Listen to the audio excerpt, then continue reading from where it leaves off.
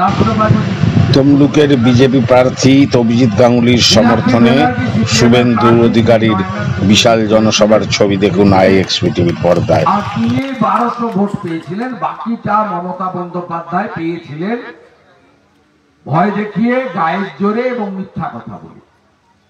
সেই মিথ্যাগুলো পরে পরে প্রমাণ হয়েছে। মমতা ব্যানার্জি একাধিকবার নন্দীগ্রামে 21 সালে বলেছিলেন যে এনআরসি হবে, সিএ মানে এনআরসি, আপনাদের সবাইকে এখান থেকে তাড়িয়ে দেবে বিজেপি এলে। আজকে আপনারা 18টা রাজ্যে বিজেপি আছে। আমাদের এখানকার ছেলেরা যারা দর্জির কাজ করে বা অন্যান্য কাজ করে, তারা সুরাটে, নাগপুরে, পুনেতে ভর্তি, সব বিজেপি শাসিত রাজ্যে কাজ করে, সেখান থেকে রোজগার করে এখানে পাঠায়, সংসার চলে। তারা ঈদের সময়, উৎসবের সময় এখানে আসে। তাদেরকে যদি আপনি জিজ্ঞেস করেন তোমার শিক্ষায় হস্তক্ষেপ করে সেখানকার বিজেপি সরকার, উত্তর হবে না, আমি ভালো আছি, আমি এত খারাপ নেই। তুমি ধর্মচারণ করা, তোমার যে ধর্ম পালন, সেখানে কেউ বাধা দেয়? বলবে না, কেউ বাধা দেয় না। সেখানে কি সাধারণ সংখ্যালঘু মুসলিমদের উপর অত্যাচার হয়? উত্তর আসবে না, অত্যাচার হয় না। সেখানে গুন্ডা দমন করা হয়। সে গুন্ডার নাম শাহজাহান শেখ হতে পারে, আর উত্তম হাজরা হতে পারে, শিবু হাজরা হতে পারে, বা উত্তম সর্দার হতে পারে। নাম দেখে, পদবি দেখে, ধর্ম দেখে হয় না, গুন্ডা গুন্ডাই হয়। আর ভারতীয় জনতা পার্টি যেখানে যেখানে সরকারে আছে, সেখানে গুন্ডা দমন করা আমাদের কাজ। কোন জাত ধর্ম সম্প্রদায় দেখে হয় না। এই ভারতীয় জনতা পার্টি তো প্রথম ভারতবর্ষের রাষ্ট্রপতি করেছিল APJ আব্দুল কালামকে, সংখ্যালঘু মুসলমানকে। ভারতীয় জনতা পার্টি নিচে বসায় না, মুসলিমদের উপরে বসায়। নাজমা হেপতুল্লাহকে রাজ্যপাল অটল বিহারী বাজপেয়ীজি করেছিলেন। আরিফ মোহাম্মদ খান কেরালার রাজ্যপালকে নরেন্দ্র মোদীজি করেছেন। আমরা এগুলো করি না। আমরা ভারত মাতার প্রকৃত সন্তান, যারা দেশে থেকে ভারত মাতাকে যারা বন্দন করেন, দেশকে যারা ভালোবাসেন, রাষ্ট্রবাদী, তাদেরকে সমর্থন করি। আজকে উত্তরপ্রদেশের যোগীজি তৃতীয়বারের সরকারে ক্ষমতায় আছে। দেওবন্দ মাদ্রাসা, সবচেয়ে বড় মাদ্রাসা ভারতবর্ষে, তালাচাবি লাগিয়েছে। আজকে 7 বছর তিনি ক্ষমতায় আছেন, মিথ্যে কথাগুলো এখানে বলে চুরির লাইসেন্সটা বের করে নিয়ে চলে যায়। আমফানের টাকা ঝাড়বো, শৌচালয়ের টাকা ঝাড়বো, 100 জনের টাকা মারবো, আবাস যোজনার টাকা চিটিংবাজি করব, ঠিকাদারি করব, নিজের পুরো পরিবারকে যেখানে যত ছোট কাজ আছে দেব। প্রাণী মিত্রা হলেও 1,500 টাকা হলেও নিজের পরিবারকে দেব, আর নইলে বিক্রি করবো টাকার বিনিময়ে। এই ব্যবসাটা করার জন্য এখানে তৃণমূলের কিছু লোক সংখ্যালঘু চাদর পরে বিজেপি হিন্দুদের পার্টি জয় শ্রীরাম বলে। কে বলেছে আপনাকে জয় শ্রীরাম বলতে? আপনি ভারত মাতাকে জয় বলবেন, আমরা জয় শ্রীরাম বলবো, অসুবিধা কি আছে? আপনাকে কেউ বলেন যে বলতেই হবে? আর আমরা আপনাদের বলি, আমরা রামরাজ্য দিতে চাই আপনাদের। মোদীজি সেটা দিতে চান। রামরাজ্য মানে কি জানেন? মাথায় ছাদ।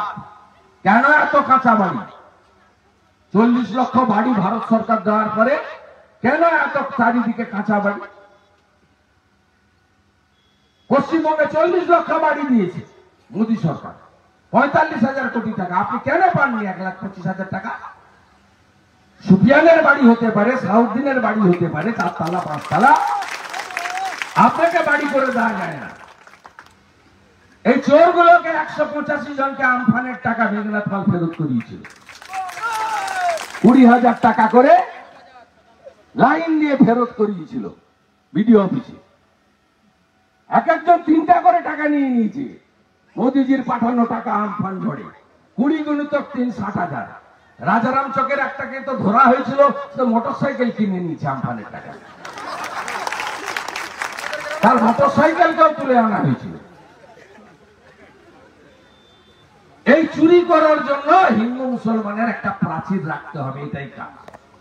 রাজস্থানে বিজেপি সরকার এসেছে, 3-4 মাস হয়ে গেছে। ভজনলাল শর্মা মুখ্যমন্ত্রী। আজমির শরীফের দরজা বন্ধ হয়েছে নাকি? হয়েছে? তাহলে সব মিথ্যা কথার উত্তরগুলো আমরা দিয়ে গেলাম এখানে। আপনারা কি করবেন? আপনারা ঠিক করুন, আমাদের সঙ্গে আসুন। সবকা সাথ, সবকা বিকাশ, সবকা বিশ্বাস, সবকা প্রয়াস। একটা স্কিম, একটা মোদীজির স্কিম কোন একটা নির্দিষ্ট সম্প্রদায়ের জন্য নয়। আপনি যে রেশনটা আনছেন না, এটা পিসির রেশন নয়, ভারত সরকারের রেশন। এটা বিজেপির রেশন আমরা বলি না, আমাদের বলতে শেখায়নি।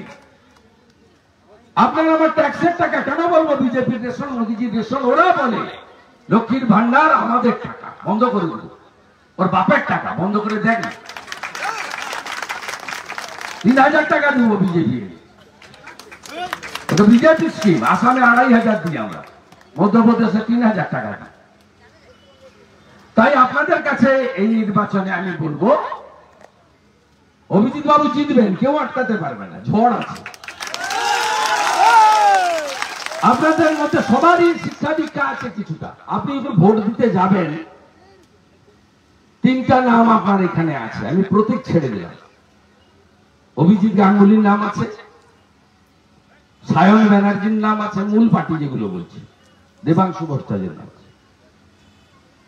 আপনি যদি বলেন আমার তমলুক সংসদীয় কেন্দ্র থেকে আমি দিল্লিতে পাঠাবো এমন একটা লোককে যে প্রধানমন্ত্রীর সঙ্গে কথা বলতে পারবে, আমার এলাকার কাজকর্ম তুলে ধরতে পারবে, আপনি নিজেই ঠিক করে নেবেন যে আমি কাকে ভোট দেব, আমাকে বলার দরকার হবে। আর যদি ওদের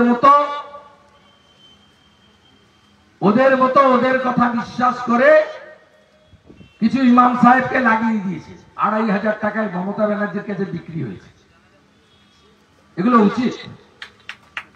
আমরা কোন মন্দিরের পুরোহিতকে দিয়ে লিফলেট করেছি? সে ব্যক্তিগতভাবে কেউ ইমাম সাহেব, পুরোহিত সাহেব বলতে পারে, তারও রাজনৈতিক অধিকার আছে।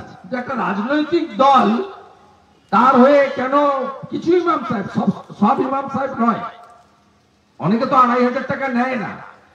আমাকে অনেক ইমাম সাহেব বলেছে একটা শুক্রবারেই তো 2500 টাকা উঠে যায়, আমি কেন নিতে যাবো সরকারের টাকা? আমার তো ইমানে এসব লেখা নেই। আমার সুদ খাওয়া নেই হিসাবে, নিয়মে।